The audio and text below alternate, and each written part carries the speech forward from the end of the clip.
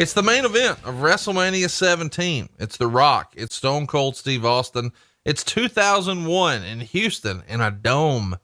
So if you haven't already, fire up your WWE network, watch along with us. It's WrestleMania 17 from April 1st, 2001. Bruce, this is probably your favorite WrestleMania just because it was in your hometown, right? Well, it's my favorite WrestleMania because it was in my hometown, because I participated in it, and the main event was something, and the build up to this was probably one of the greatest builds for WrestleMania ever, especially at that time. So it was a huge event, sold out, and just a tremendous atmosphere all the way around. Well, we're going to have fun watching this one. Fire up your WWE network, go to 3 hours, 5 minutes and 30 seconds. Again, it's WrestleMania 17, 2001. The time cue we're going to for the main event is 3 hours, 5 minutes and 30 seconds. That's 3:05:30. And Bruce, if you'll give us a countdown, we'll get going on this one, man. All right. When I say play, hit your buttons there, folks. Here we go. In 3, 2, 1, play.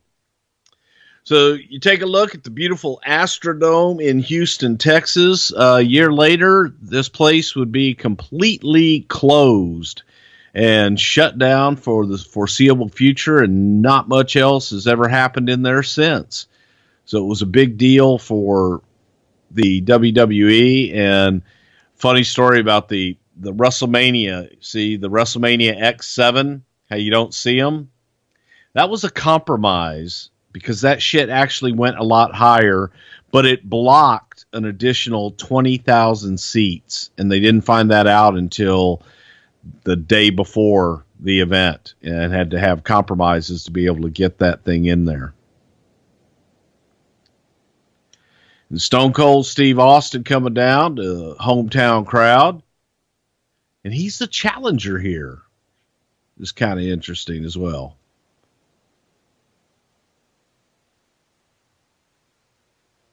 Don't mess with Texas. Don't mess with Stone Cold.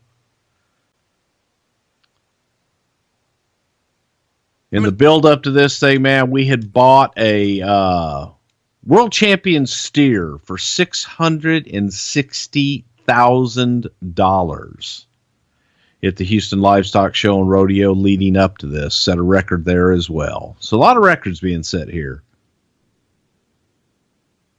Why'd y'all buy that 600 grand cow?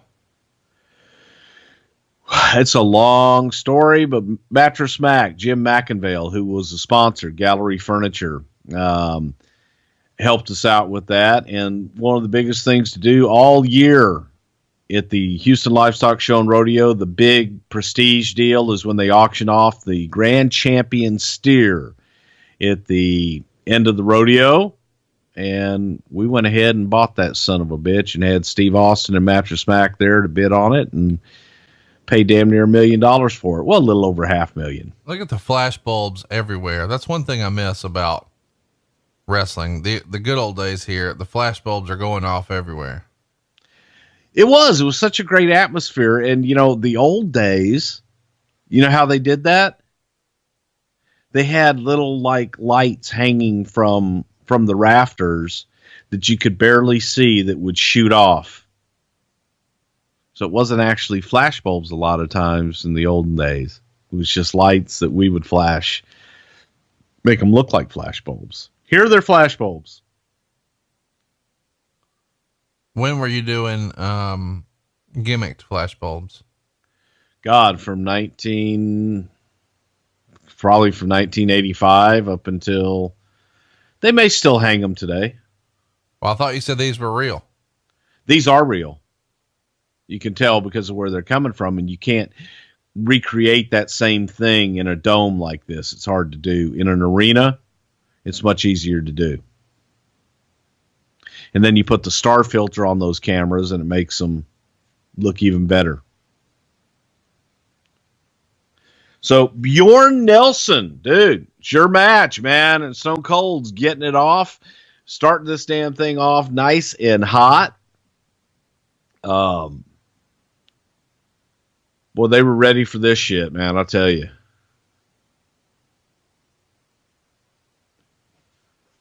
The build up to this with the My Way remake from Limp Bizkit.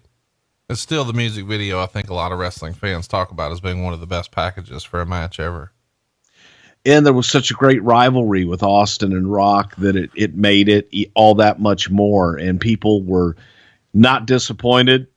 We just did the show where we talked about one of their first big matches, which was for the Intercontinental title. And now, several years later, the two biggest stars in the industry. Yeah, we've covered WrestleMania 15 before, which is their first WrestleMania match, and this is their second. And I think we've covered their last one with 19 as well. Of the three, 15, 17, 19, odd years only, baby. Which do you prefer? The first one. Really? Yeah. This one was great, but for me, I didn't hate. I just was not a big fan of the Steve Austin turn here and Mr. McMahon. Nobody was. Just wasn't a big fan of it. And I knew that we had to get there somehow. I just felt it was out of nowhere too soon without enough meat behind it to get to the turn. There's a lot of meat behind it, a lot of story, but I just felt that it needed more time for the turn.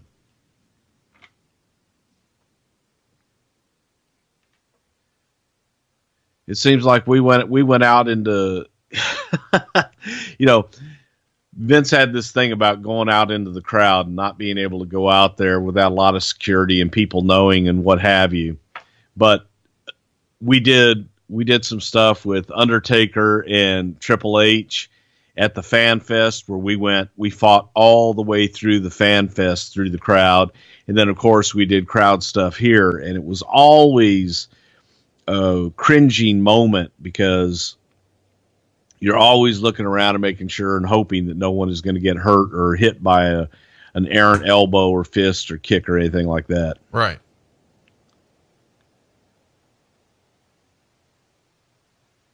Back in the ring, and by God, the thing I loved about both of these guys' matches, if you watch them, it's perpetual motion. Even when they're down selling, they're moving.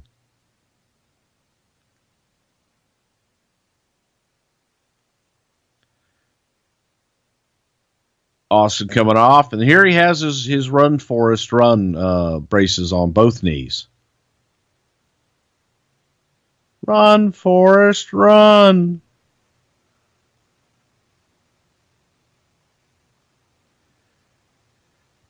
Austin and Rock by this time, by God, it was really scary, the popularity here of these two.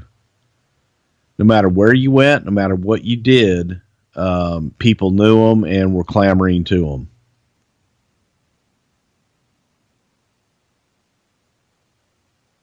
Conrad, would you want to take one of those? No, I'm going to pass on anything inside the ring. I think I'm just going to stick to podcasting if that's okay. But if you had a dashiki on, would you give one of those? Okay, so you're not on the taking end. Would you give one? Nope. Don't want to do anything in the ring. I'm a podcaster. Oh, hell. Tell you what though, I'll do it if you take a Ultimate Warrior press slam clothesline splash. I'd take it from anybody but the Ultimate Warrior. No, I've already taken all those. Yeah, we'll take them again. I've already done it. Well, you don't know what I've done. I do, because you told me you haven't done it. Ask your mom what I've done. My mom's dead. Well, let's dig her up. Let's ask her. No, she's already cremated and spread out over the Pacific. Did Kane do that? No. Okay. No. I don't mean your Kane. I mean, that's gotta be Kane. No, it was Paul Bearer. Oh, there you go. See, he's probably more qualified to do such. Well, you know. I always kind of forget when I say Kane that you have a Kane too, that you're used to hearing Kane every day. Yeah, this is true. And then spending time with Kane recently, the Big Red Machine Kane was... Probably threw you off a little, didn't it? It did. Yes, it did. You're not Kane. I got a Kane at the house. You're not Kane. Yeah. My Kane references these days are to a 19-year-old smartass. What's he up to these days besides being a smartass? Just going to school and being a smartass. Pretty much all a 19-year-old going to college has to do. I love Rock talking down Hebner, and Hebner trips over the steps and falls. And then Rock trips over the same steps and falls. And here we go. The bell to the head. Looks like it was a distraction. You don't think Rock's going to come up busted open, do you? I don't know. That was a pretty serious shot. And there's the Rock's mama right there and his brother-in-law, now manager. Oh, that's his brother-in-law. So that's Danny Garcia's brother. Yeah. That's cool. Yep. Head of $7 Productions. That would be the production company of The Rock. Oh my God, he's been severely lacerated. Oh man. Good God Almighty. I hate when that happens. Well, it happens sometimes, man. Don't bust up that pretty face. Excuse me, sir. Please, I've got to get my notes. And my diet coke to preserve my beautiful figure. My good sir. By the way, I know that most everyone listening to this probably would say that Ross and Lawler are their favorite commentating duo. Can I just tell you, I really enjoyed Paul Heyman. I think Heyman Ross is underrated. I think that Paul Heyman challenged Ross a lot more than King ever did. Yeah. And I think that, Heyman and Ross, they were a great team. They were a good team when they were in WCW. Yeah, I really dig it.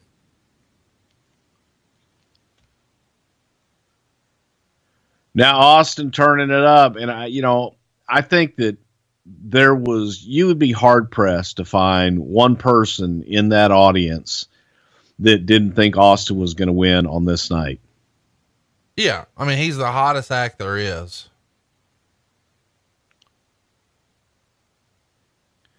And those punches hurt.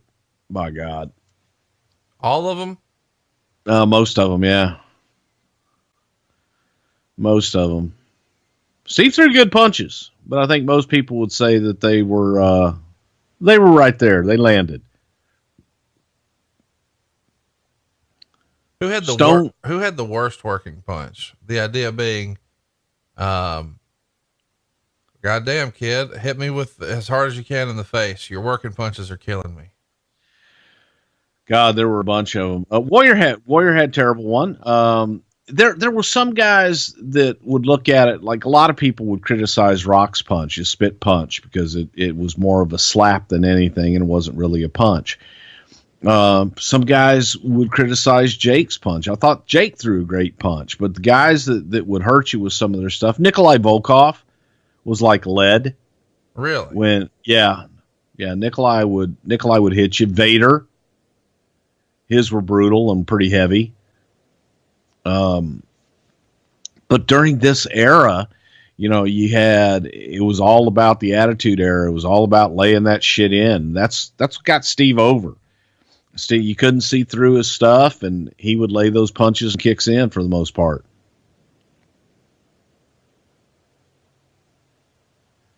You want to be on top, kid. Got to be able to take it.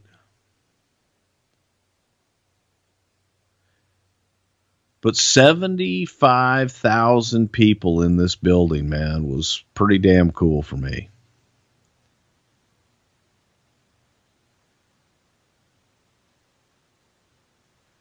Austin being relentless, it was, I think, Steve knowing, and not really so much even so that he was already turning heel. Steve always worked like a heel anyway.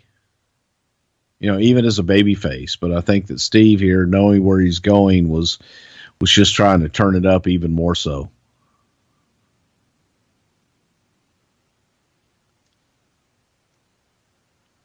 Rock with a beautiful clothesline. Austin down selling.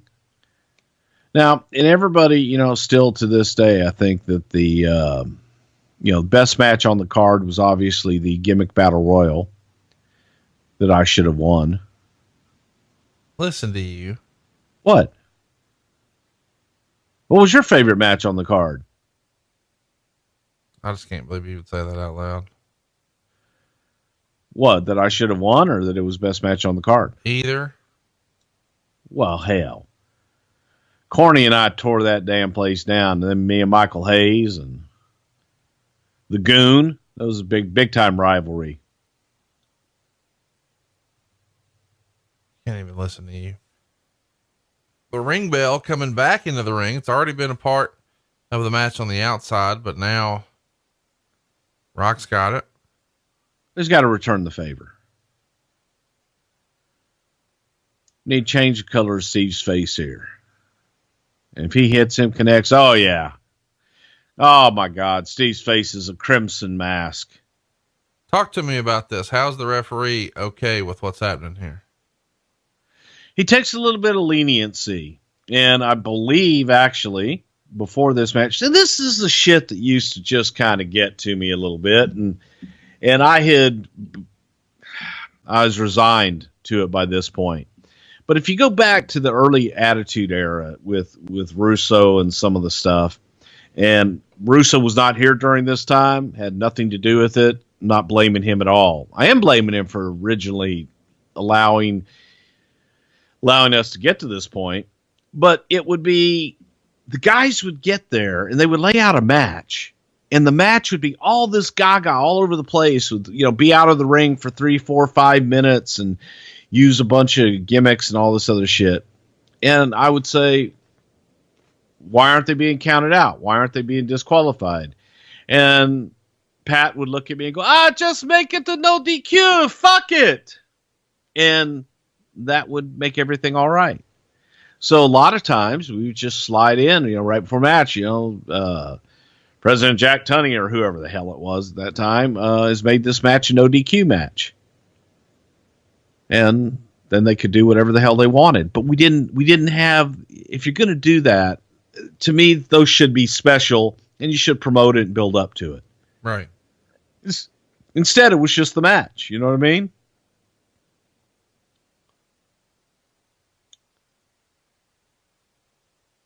But Austin bleeding like a stuck pig, by God.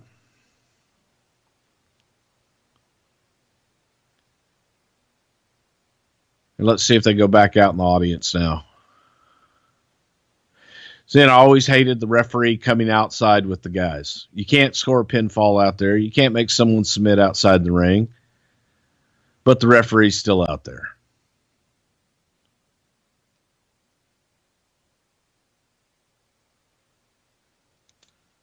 Rock writhing in pain, by God. Earl saying, damn it, Bruce is yelling at me, telling y'all to get back in the ring. Really? That's what you're doing right here? No, probably not, because I was Brother Love that night. I was Big Star. I was resting up. I was resting up from exerting all that energy in the gimmick battle royal. I was actually probably still standing there in my Brother Love stuff watching this match.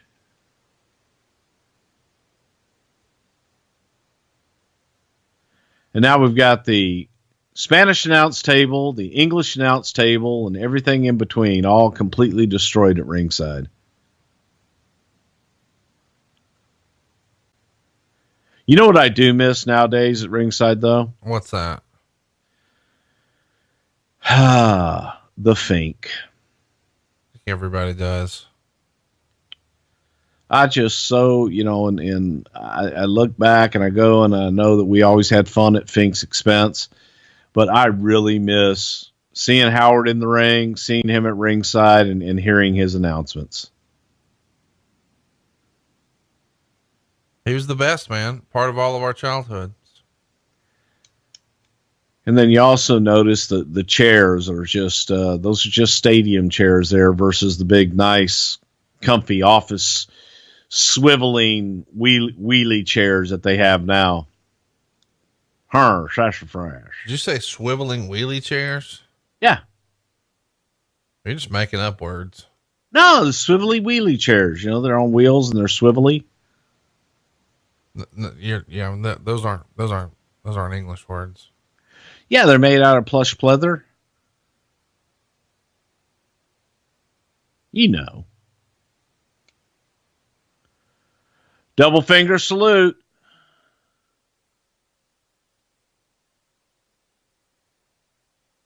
By God, Rock going to the Scorpion Deathlock. Because Steve looks so damn good when he's a bloody mess in the Scorpion.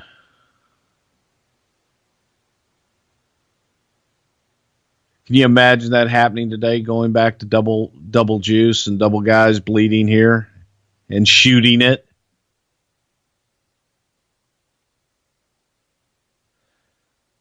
No, folks, it ain't going to happen today.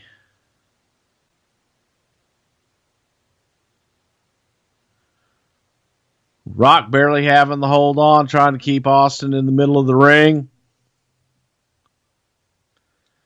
But Steve getting up so everybody can see his face and sell. Cheer for me, Steve. Crawl, you bastard.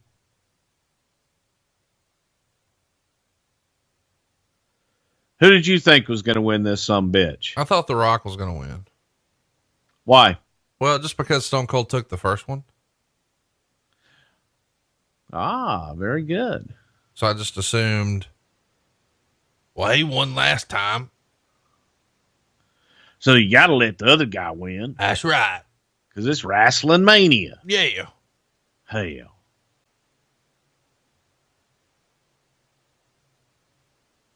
Nice little spots there, man. You know, going through this and just seeing all the different machinations, the double fuck yous. Now Austin going to the Scorpion. Now let's see if we can get that same shot from Rock. Can he arch his back the same way? I don't know that he had as much experience as Steve did arching his back up. There you go. Look at the pain. Look at the crimson mask. Dude, recreating WrestleMania 13 in a big way, are they not? On both sides, man. That's beautiful. And now Rock's showing, well, by God, I'll get up and I'll give you even more and better.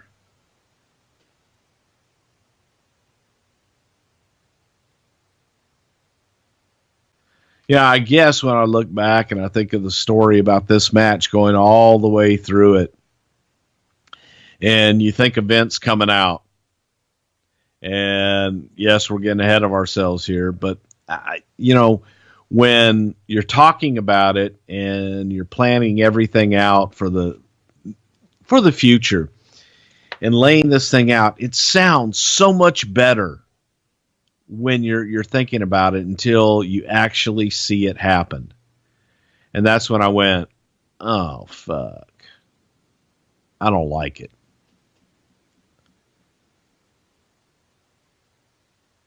Baby Earl. You know, a couple years ago, Earl just would have called for the bell. That's what he does sometimes. People are in the damn Scorpion.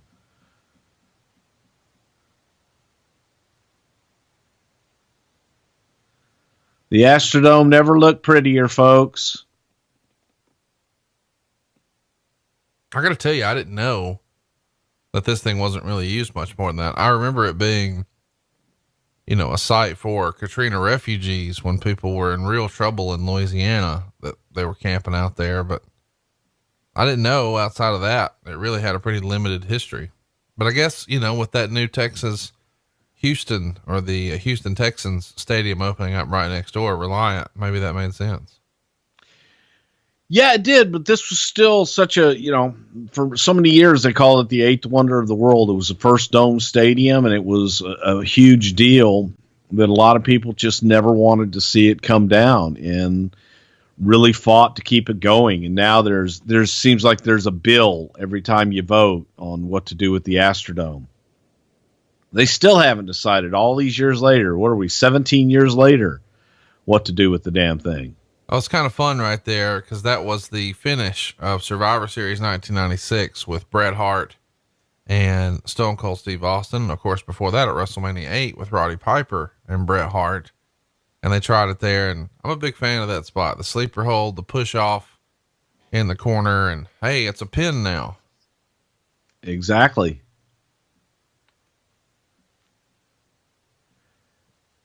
And Austin measuring his punches, man. God, and there you go. Rock was Stone Cold's finisher, man, hitting him with his own damn finish. This has got to be it. It's got to be.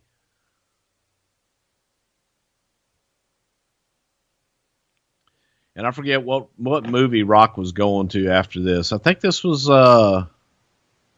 where he went and did the football movie right after this.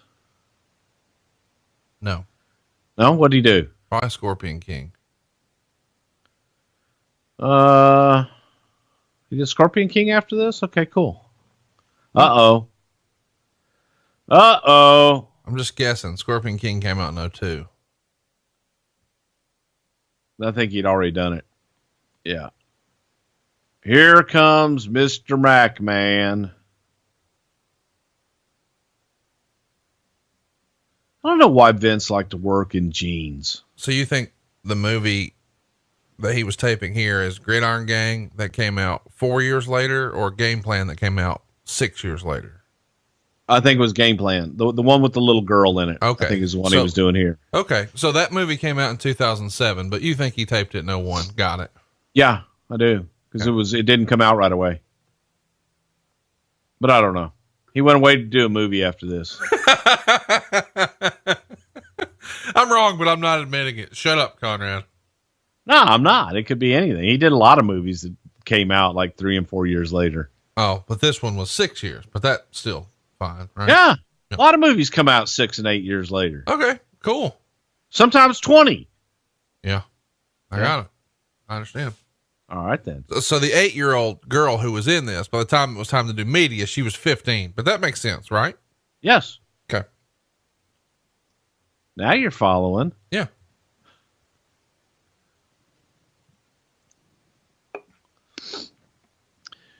Now everybody knows that the fix is in. Austin's going to get fucked. Master McMahon's out there.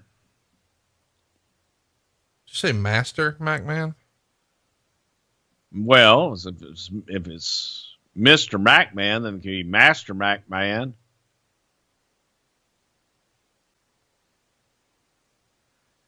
Uh-oh. What the hell? Oh, no. Ah, no. So McMahon slides in and pulls the Rock's foot to where he pulls him off of the cover. And now the Rock and McMahon are locking eyes like, what the fuck is going on? And the audience is happy because they think that McMahon is turning babyface here. It's always funny to watch Vince run too. Comes in right into a rock bottom. The Rock gave him a lot there. Oh, no. 1, 2. He's got him in. Oh. Are you okay? No. Well, yeah, it's again,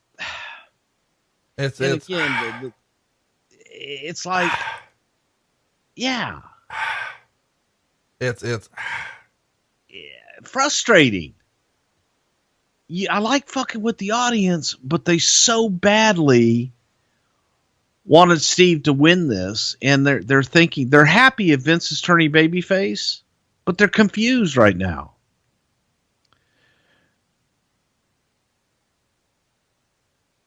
Nice low blow by Steve. And I think the entire audience has got the same damn look on their face that Vince McMahon does. But now Steve calling for the chair.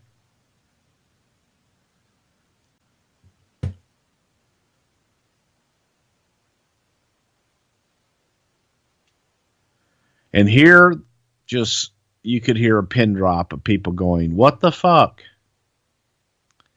And knowing that Rock's going to move. And he doesn't.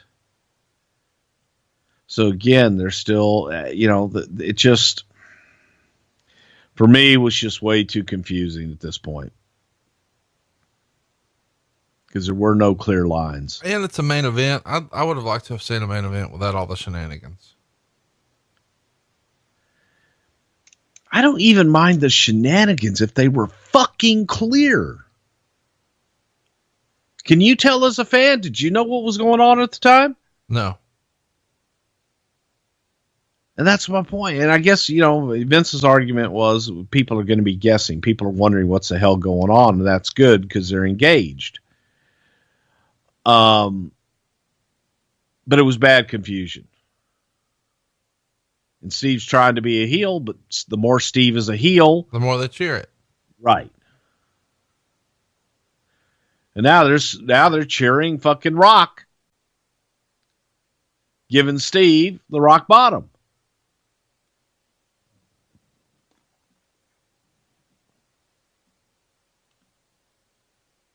And now, babyface move, because you're getting the heel McMahon in here. But Rock was supposed to be the heel.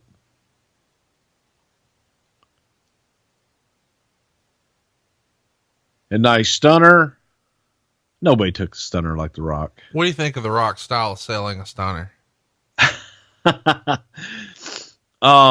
enjoyed it because he would get up with it. He would get some height on that damn thing and come down and sell the living shit out of it. Sometimes he would go over the top and go hokey, but I love the way that he did it.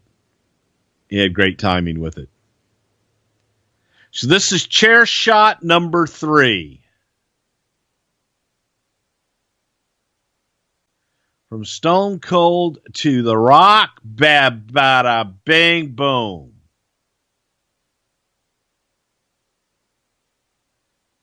And Earl Hebner for the count. Still not 3. And what the hell do they have to do? And I think people at this point knew Rock was going to make a comeback and that Rock was going to beat him here eventually.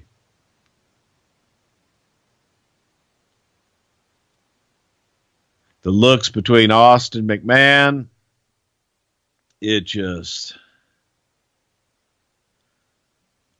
Holy shit. Just 70,000 plus, man. Going, okay, wait a minute. What the fuck, Steve? No, Steve, no. Well, yeah, go ahead. Hit him. Hit him some more. Fuck him.